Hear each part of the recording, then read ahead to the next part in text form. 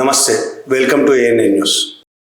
గత వారం రోజులుగా మళ్ళీ చర్చలోకి వచ్చిన టాలీవుడ్లో కాస్టింగ్ కౌచ్కు సంబంధించి చర్చించడానికి ఈరోజు మన స్టూడియోలో సీనియర్ జర్నలిస్టు విశ్లేషకులు భరద్వాజ్ గారు ఉన్నారు. నమస్తే అండి. నమస్తే. టాలీవుడ్లో కాస్టింగ్ కౌచ్ చాలా కాలంగా చర్చలోకి వస్తుంది. ఈ మధ్య మళ్ళీ వచ్చింది. చిన్మయి ముందు మాట్లాడేది, తర్వాత చిరంజీవి, తర్వాత తమ్మారెడ్డి. అసలు మళ్ళీ కొత్తగా రావడానికి ఏంటి కారణం? ఎందుకు మాట్లాడారు? చిరంజీవి గారు ముందు ప్రారంభించారు.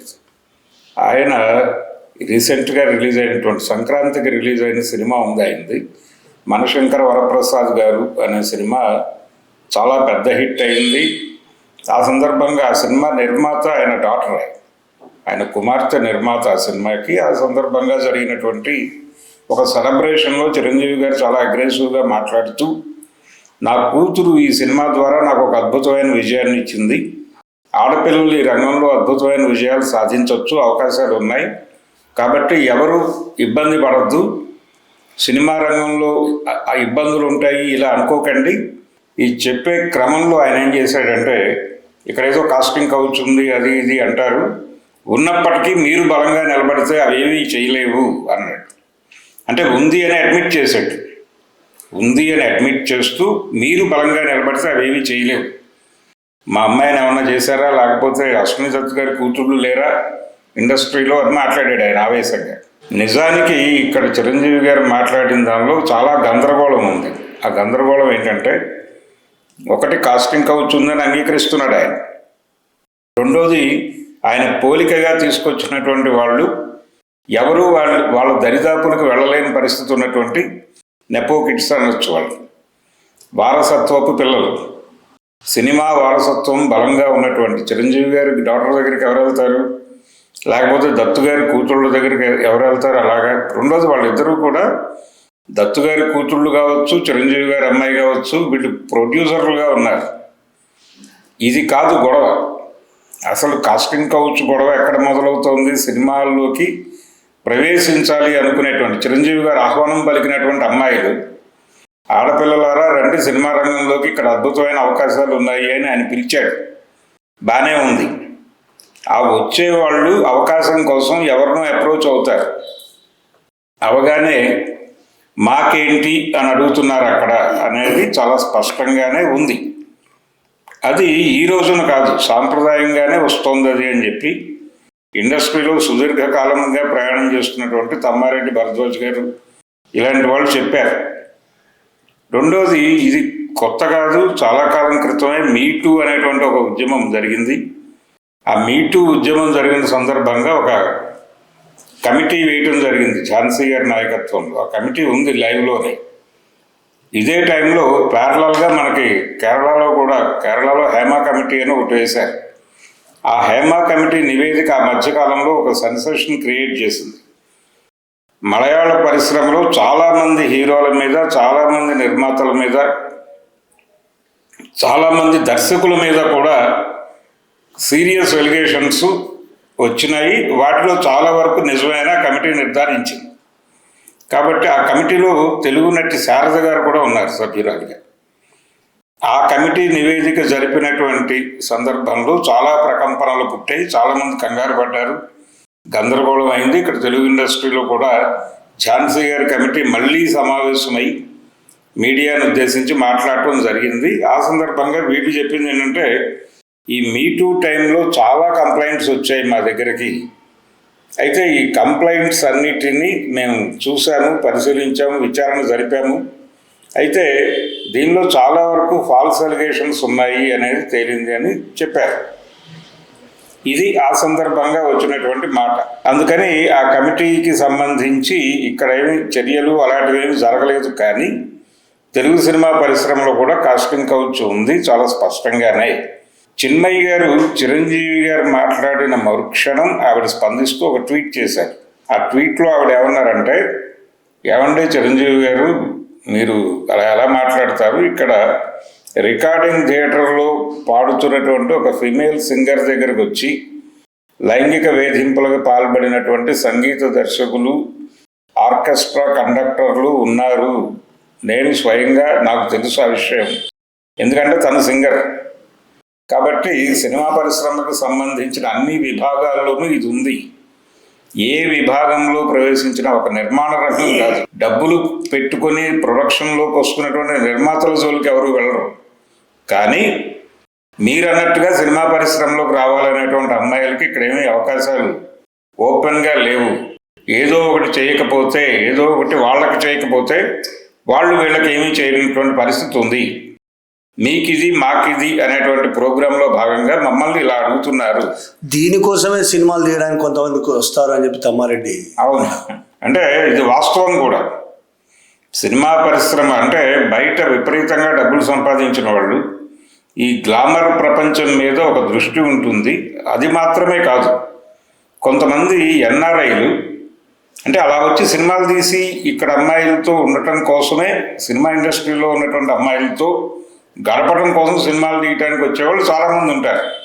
వాళ్ళు మాత్రమే కాదు, కొంతమంది ఎన్ఆర్ఐలు హైదరాబాదు లేకపోతే గతంలో చెన్నై, అప్పటి మెడ్రాస్ వచ్చి అక్కడ మెడ్రాస్లోను ఇక్కడ హైదరాబాద్లోను లాడ్జిల్లో దిగి వాళ్ళు ఈ సినిమా పరిశ్రమలో ఉన్నటువంటి వాళ్ళని వాళ్ళ ఫోటోలు పట్టుకుని ఎంక్వైరీలు చేసినటువంటి సందర్భాలు కూడా నాకు తెలుసు.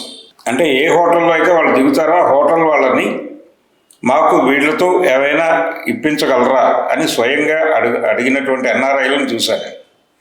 ఇది పరిస్థితి. అందుకని సినిమా తారలు లేకపోతే సినిమా ఇండస్ట్రీలో పనిచేస్తున్నటువంటి ఆడపిల్లలు అంటే వాళ్ళు ఎంట్రీ ఇచ్చేటప్పుడే గ్రాంటెడ్గా చూస్తున్నారు, వాళ్ళు ప్రవేశించిన తర్వాత కూడా లైంగిక వేధింపులు కొనసాగుతున్నాయి. పెద్ద పెద్ద హీరోయిన్స్ కూడా ఆ విధంగా జరిగాయని బయటకు వచ్చాయి, కానీ చర్యలు ఏమీ లేవు. ఎందుకు దీని మీద కమిటీలు వేశారు కానీ, ఇక్కడ ఝాన్సీ కమిటీ కానీ, అక్కడ హేమ కమిటీ ఏమైనా చర్యలు, అక్కడ ఏమైనా కేరళ ఏమైనా చర్యలు? కేరళ ప్రభుత్వానికి సమర్పించారు. ఆవిడ సమర్పించిన సందర్భంగా అందులో నుంచి చాలా విషయాలు బయటకు వచ్చినాయి. నిజానికి మేము పరిశ్రమని వదిలి వెళ్ళిపోతాము అని చాలామంది హీరోలు వీళ్ళందరూ, అంటే Kerala film industry shut down అవబోతోంది అన్న లెవెల్ హడావిడి జరిగింది, నిరసన. దానిలో కొంతమంది మీద చర్యలు తీసుకున్నారు. అంటే అవేవి కూడా ప్రాపర్గా జరగలేదు, కానీ చాలామంది పేర్లు బయటకు వచ్చిన మాట వాస్తవం. కారుల్లో తీసుకెడుతూ వాళ్ళ మీద లైంగిక వేధింపులకు పాల్పడ్డ అంశాలు ఇవన్నీ చాలా ప్రూవ్ అయినాయి ఆ కమిటీ జరిపినటువంటి దర్యాప్తులోను విచారణలో. ఇక్కడ ఆ పరిస్థితి కాదు. కానీ ఇది కేవలం న్యూ కమర్స్కి మాత్రమే కాదు, సినిమా పరిశ్రమలో పనిచేస్తున్నటువంటి అందరినీ గ్రాంటెడ్గా తీసుకుని వాళ్ళు అన్నిటికీ సిద్ధపడే వస్తారు ఇక్కడికి అని వీళ్ళు ముందస్తుగా అనుకుని వాళ్ళ ఇష్టానికి వ్యతిరేకంగా వాళ్ళని ఈ లైంగిక సంబంధాల్లోకి లాగే ప్రయత్నం చేయటం అనేది చాలా ఈజీగా ప్రపోజ్ చేయడం చేసేస్తూ ఉంటారు. ఇది ప్రమాదం. ఒక ప్రముఖ ఒక సినిమా ఇండస్ట్రీలో సుదీర్ఘకాలం దర్శకత్వ విభాగంలో పనిచేస్తున్నటువంటి ఒక ఆయన్ని ఏదో క్యాజువల్గా అడిగాను నేను ఒకసారి, ఒక 10 ఏళ్ల క్రితం, ఏమండి ఇలాంటి ఆరోపణలు ఉంటాయి నిజమేనా అంటే ఆయన చాలా క్యాజువల్గా చెప్పిన మాట ఏంటంటే, ఈ అవుట్డోర్కి వెళ్ళినప్పుడు కొన్ని జరుగుతూ ఉంటాయండి, హీరో ఇల్లు వదిలేసి కొంతకాలం అక్కడ ఉండాల్సి వస్తుంది, లేకపోతే డైరెక్టర్ ఉండాల్సి వస్తుంది. ఇలాంటి సందర్భాల్లో ఈ అవసరం తీర్చడానికి ఎవరినైనా ఎంపిక చేసుకుని వాళ్ళని ఏదో క్యారెక్టర్లో పెట్టి పట్టుకెళ్ళిపోయే కల్చర్ ఉంది అని ఆయన చెప్పేశాడు. ఇది కండిషన్. అందుకని హీరోయిన్లకు కూడా ఈ ప్రపోజల్ పెడుతుంది. వాళ్ళు ఓకే అంటే ఓకే, నాట్ ఓకే అంటే కనుక వాళ్ళు ప్రాజెక్టుకి అవసరం అనుకుంటే కనుక వాళ్ళని ఇబ్బంది పెట్టాం. వాళ్ళని ఇబ్బంది పెట్టకుండా వాళ్ళని అలాగే ఉంచి వీళ్ళ అవసరాలు తీర్చడానికి ఇంకెవరినో ఇంకో క్యారెక్టర్లో పెట్టి తీసుకెళ్తాం. ఇది పరిస్థితి. అంతే తప్ప ప్రాజెక్ట్ని ఇబ్బంది పెట్టడం, ఈ వ్యవహారాలతో ప్రాజెక్ట్ని ఇబ్బంది పెట్టడం అనేది జరగదు. అంటే కొంతమంది హీరోలు, పెద్ద హీరోలు బహిరంగంగానే ఇటువంటి విషయాలు మాట్లాడుతుంటారు స్టేజ్ మీదనే. ప్రెస్ మీట్లో హీరోయిన్ గిల్లిన విజువల్ రాష్ట్రం అంతా చూశారు. స్టేజ్ మీద చాలా అసహ్యంగా మాట్లాడిన హీరో చూసాం రాష్ట్రం అంతా. అయినా సినిమా పరిశ్రమ కనీసం ఒక మాట కూడా మాట్లాడదు. ఎందుకు అని దానికి అనేక కమిటీలు ఉన్నాయి, అనేక సంఘాలు ఉన్నాయి, ఒక్కడు కూడా మాట్లాడరు. అంటే నందమూరి బాలకృష్ణ గారే చాలా గందరగోళంగా మాట్లాడాడు. ఒక సినిమా వేడుకలోనే అప్పటికే ఆయన రాజకీయాల్లో ఉన్నాడు, ఎమ్మెల్యేగా ఉన్నాడు, ఉండి ఆడపిల్లంటే ఏం చెయ్యాలి అని చెప్పి ఆయన 2 పనులు చెప్పాడు. ఆ 2 పనులు అభ్యంతరకరమైన పనులే వారు వేదిక మీద చెప్పినవి. నిజానికి ఆయన్ని సమన్ చేసి ఛాంబర్లో నిలబెట్టి మాట్లాడి ఉండాల్సింది. కానీ ఎవరూ ఆ ధైర్యం చేయలేదు. అలాగే అదే టైంలో ఆయన మాట్లాడినటువంటి దానికి కొంచెం ముందు అటు ఇటుగా సీనియర్ ఆర్టిస్ట్ చలపతిరావు గారు, ఆయన ఇప్పుడు లేరు, వారు కూడా దాదాపు అలాంటి ప్రకటన చేశారు. అది కూడా గొడవైంది. మహిళా సంఘాలు కూడా సీరియస్గా ఖండించినాయి. ఆయన సారీ చెప్పాడు. కానీ బాలకృష్ణ గారు అసలు పట్టించుకోలేదు. రెండవది, ఆయన పట్టించుకునేటువంటి పరిశ్రమ కూడా తీసుకురాలేదు, వదిలేసింది. ఆయన గ్రాంటెడ్గా తీసేసుకుని సరే వారు అలాగే మాట్లాడతారు అన్న ధోరణిలో వ్యవహరించారు తప్ప పట్టించుకునే ప్రయత్నం జరగలేదు. అంటే ఎంత జరిగినా చర్యలు తీసుకోలేని వెన్నెముక లేకుండా ఉంది కమిటీలు. అక్కడ నిర్మాతల మండలి కానీ ఏదైనా డైరెక్షన్ మండలి వెన్నెముక ఏమీ లేదు. అంటే చాలా విషయాలలో సీరియస్ చర్యలు కనిపించవు. అంటే రకరకాల పరిధులు ఉంటాయి అక్కడ. ఆ హీరోని ఇబ్బంది పెడితే ఇంకేమైనా ప్రాజెక్టులు ఇబ్బంది పడతాయేమో, ఇలా రకరకాల. అలాగే ఈ రోజున వాళ్ళని సమన్ చేస్తే ఏం జరుగుతుందో అనేటువంటి ఆందోళన, వాళ్ళు ఎలా రియాక్ట్ అవుతారో అనేటువంటి మొహమాటం, ఆ కుటుంబానికి ఉండేటువంటి విలువ, ఇవన్నీ క్యాలిక్యులేట్ అవుతాయి అక్కడ. వాళ్ళు ఇన్ఫ్లుయెన్స్ చేయగలిగిన, అంటే ఆ హీరో కులం కూడా ఇన్ఫ్లుయెన్స్ చేస్తుంది. ఆ హీరో కులం ఏమిటి, వారి గోత్రం ఏమిటి, వారి వారసత్వం ఏమిటి, ఇవన్నీ కూడా కౌంట్ అయి వారి మీద చర్యలు తీసుకోవాలా వద్దా అనేది నిర్ణయం జరుగుతుంది. అంటే ఒక బలమైన కులము, ఒక బలమైనటువంటి ఆర్థిక స్తోమత, ఒక బలమైన రాజకీయ మద్దతు ఉన్నటువంటి వాళ్ళు ఏం మాట్లాడినా గ్రాంటెడ్గా తీసేసుకోవడమే తప్ప వాళ్ళ మీద చర్యలు తీసుకోవడం అనే దిశగా వెళ్ళకూడదు. అంటే ఒక దళితులో బీసీలో ఇట్లా చేస్తే వాళ్ళ మీద చర్యలు. ఈ పరిస్థితుల్లో ఇక హీరోయిన్లు నిజాయితీగా పనిచేయడానికి వచ్చే అవకాశం ఉందా టాలీవుడ్లో? అసలు పని చేయటానికి వచ్చినప్పుడు ఇలాంటివి ఉంటాయి అని చెప్పి డిసైడ్ అయిపోయి రండి అని చెప్పేస్తున్నారు ఓపెన్గానే. కాబట్టి అది కూడా చెప్తున్నారు వాళ్ళు ఓపెన్గానే. మీ అవసరం ప్రాజెక్టుకు ఉంటే మీ మీద ఇబ్బందులు ఉండవు, కానీ అన్ని అలాంటి వేషాలే దొరుకుతాయి అని గ్యారంటీ లేదు. కొత్త వాళ్ళ అవసరం ఏముంటుంది? పాత వాళ్ళ గొడవ. కొత్త వాళ్ళది ఏంటంటే ఓపెన్గా అడిగేస్తున్నారు. చిన్న స్థాయి వాళ్ళు, ఒక అసిస్టెంట్ డైరెక్టర్ స్థాయిలో ఉన్నవాళ్ళు కూడా సరే మరేమిటి, నేనేదో ఒక 2-3 ప్రాజెక్టుల్లో నేను పుష్ చేస్తాను, ఆ పుష్ చేసినందుకు నాకేమిటి అనే పరిస్థితిలో అడిగేస్తున్నారు. ఇప్పుడు ఒక్క టాలీవుడే కాదు, టాలీవుడ్లో, కోలీవుడ్లో, మలయాళంలో కానీ, బాలీవుడ్ కానీ అన్నింటిలో ఈ విధంగా ఉంది. వీళ్ళేదో పెద్ద ఎత్తున ఏదో దేశ సేవ చేసేస్తున్నట్టు ప్రచారం చేసుకుంటారు. ఎందుకు చేసేదేమో అన్ని దరిద్ర పనులు, అక్రమ పనులు. దేశ సేవ చేస్తున్నాం ప్రకటనలు తెచ్చుకుంటారు అందరూ నిర్మాతలు కావచ్చు, డైరెక్టర్ కావచ్చు, హీరోలు మరి ఎక్కువ. బయటపడనంత వరకు, అంటే రోడ్డుకు ఎక్కనంత వరకు ఎవరైనా సరే మహానుభావులే అని చెప్పుకునేటువంటి పరిస్థితిలో ఉంటారు. అసలు బయటపడ్డ మహానుభావులే కదా టాలీవుడ్లో. బయటపడ్డా అంటే బహిరంగంగా కనిపించినా ఇట్లా చేస్తున్నాడని తెలిసినా మహానుభావుడే అవుతున్నాడు కదా. చాలామంది హీరోలు అంటే ఫారెన్లో షూట్ పెడతారు పాటలు విదేశాల్లో షూట్ చేసి ఆ తర్వాత టాకీ పార్టీ ఇక్కడ చేద్దామంటారు. ఆ విదేశాల్లో షూట్ జరపాలి అనుకునే ప్రోగ్రాం అది హీరోయిన్లను అక్కడికి తీసుకెళ్ళి ఇబ్బంది పెట్టడానికి అనేటువంటి ప్రచారం ఉంది. అలాగే కొంతమంది దర్శకులు వాంటెడ్గా సినిమాలో అవసరం ఉన్నా లేకపోయినా 2 హీరోయిన్లని పెడుతూ ఉంటారు. అది కూడా ఏదో ఒక ప్రయోజనం కోసమే అని కూడా బహిరంగంగా ప్రజలు మాట్లాడేసుకుంటున్నటువంటి పరిస్థితి. ఇది కండిషన్. ఈ బాలీవుడ్ నటి రాధికా ఆప్టే అయితే బహిరంగంగా 2-3 సార్లు చెప్పింది టాలీవుడ్ గురించి. టాలీవుడ్ అనే కాదు, మిగతా వాటి గురించి కూడా చెప్పింది. మనం టాలీవుడ్ గురించి మాట్లాడుతున్నాం కాబట్టి చెప్తున్నాం. అన్ని అంశాలు మాట్లాడే కొంతమంది హీరోలు తనని ఏ విధంగా ఇబ్బంది పెట్టారో అని చెప్పింది. అంటే ఒక క్యారెక్టర్ ఆర్టిస్ట్ ఆవిడ, తెలుగు సినిమా నటి, ఆవిడ అవుట్డోర్కి వెళ్ళినప్పుడు తలుపులు దబదబా బాధటం నాకు బాగా తెలుసు అని ఒక ఇంటర్వ్యూలో చెప్పుకుంది ఆవిడ. ఈ పరిస్థితి ఉంది. ఇది కొత్త ఏం కాదు, గతం నుంచి ఉన్నటువంటి సాంప్రదాయమే. సినిమా ఇండస్ట్రీలోకి అంటే నాటకాలలో నటించడానికి వచ్చేటువంటి అమ్మాయిల పట్ల కూడా ఇలాంటి చూపే ఉండేది.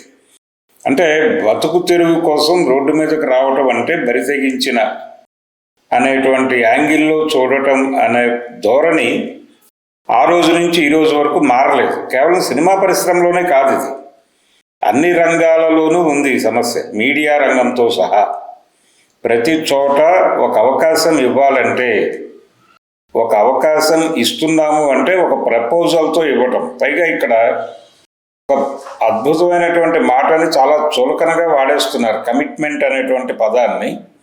మీరు కమిట్మెంట్ ఇవ్వాల్సి ఉంటుందండి, మీకు అద్భుతమైన అవకాశం ఉంది అని వాడేస్తున్నారు. ఆ కమిట్మెంట్ అంటే ఒక నిబద్ధత అనేటువంటి ఒక అద్భుతమైనటువంటి సెన్స్ ఉన్న పదాన్ని తీసుకొచ్చి ఈ పని కోసం వాడేస్తున్నారు. ఇది ఒక దారుణమైనటువంటి కండిషన్. దీన్ని అదుపు చేయటానికి ప్రతి ఆఫీసులోనూ ఒక కమిటీ వేయాలి అని ఒక నిర్ణయం తీసుకున్నారు చాలా కాలం క్రితమే. ప్రతి ఆఫీసులోనూ అది ఉంది కానీ ఆ కంప్లైంట్ వెళ్ళినా వాళ్ళు ఎవరు పట్టించుకోరు.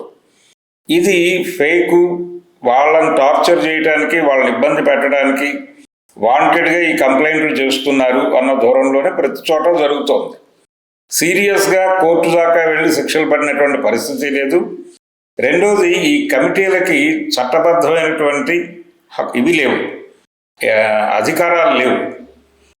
కాకపోతే ఒక పని చేయవచ్చు దీనికోసం, అంటే లైంగిక వేధింపులకు సంబంధించి పని ప్రదేశాల్లో లైంగిక వేధింపుల కేసులు విచారించడానికి ఒక స్పెషల్ కోర్టు గనక పెట్టి అక్కడికి వెళ్ళి కంప్లైంట్ చేసుకుంటే, వాళ్ళు సమన్ చేస్తే పోలీసులు వెళ్ళి అరెస్ట్ చేసి తీసుకొచ్చే కండిషన్ ఉంటే కొంత మేరకు ఇదేదైనా ముందుకు జరగచ్చేమో తప్ప ఇలా కమిటీలు వేయటం ద్వారా జరిగేదైతే కాదు. అంటే వీళ్ళు ఏదో కమిటీలు వేసుకొని ఏదో చేస్తే కాకుండా ప్రభుత్వం ఏమైనా పూనుకోవచ్చు, కానీ ప్రభుత్వం అసలు పట్టించుకునే పాపన ఓట్లేదు.